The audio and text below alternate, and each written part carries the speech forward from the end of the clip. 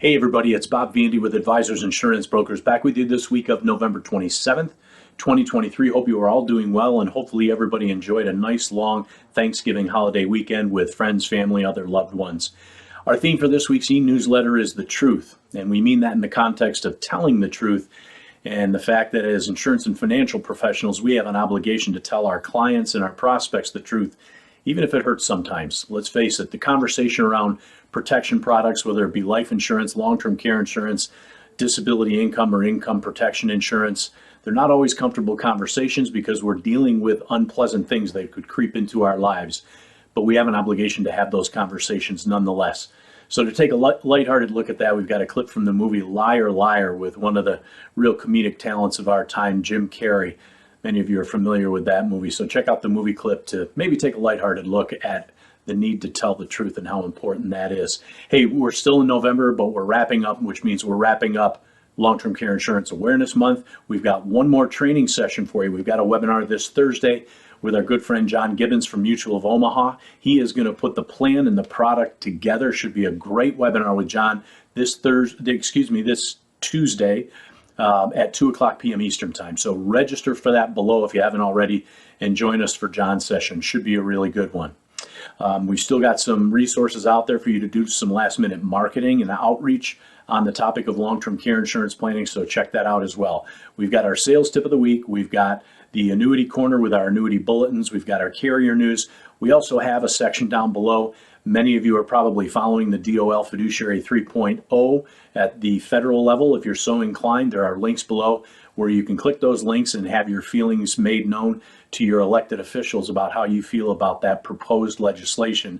There is a tighter than usual timeline for public comment on that, so we encourage you to reach out to them below and let them know how you feel about it. So take a look at all that and all the rest of the news that's fit to print. Great to be with you, everybody. Have a great week. We'll be back with you next week. Take care. Mrs. Cole, is this a copy of your driver's license? Yes. It says here you're a blonde, are you? If you don't remember, perhaps Mr. Falk will. Brunette. We can play the tape again. Maybe it's on there. I'm a brunette. Thank you. Now let's see. Weight 105? Yeah, in your bra. Your Honor, I object. You would. Bastard! Hey! Quiet! Overruled. Wait. 118. All right, fine. I'm 127. Uh-huh. And it says here you were born in 1964, but that's not true either, is it? Is it? No. Can you tell me what it says here on your birth certificate under date of birth? Your Honor, I object. What does this have to do with anything? Overruled. Mrs. Cole, answer the question. 1965. Now, let me get this straight.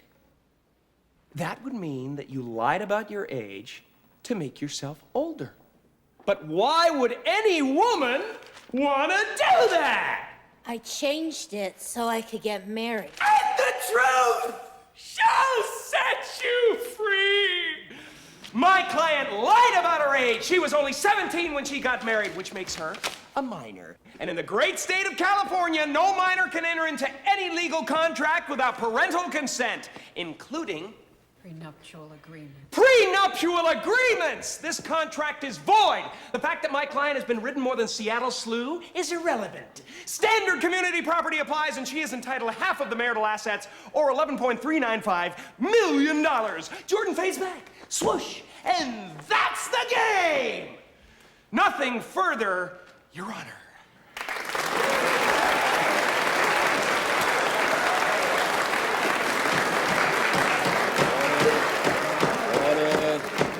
Order! In light of this new evidence, the court must rule in favor of Mrs. Cole. She is hereby awarded half the marital assets. Son of a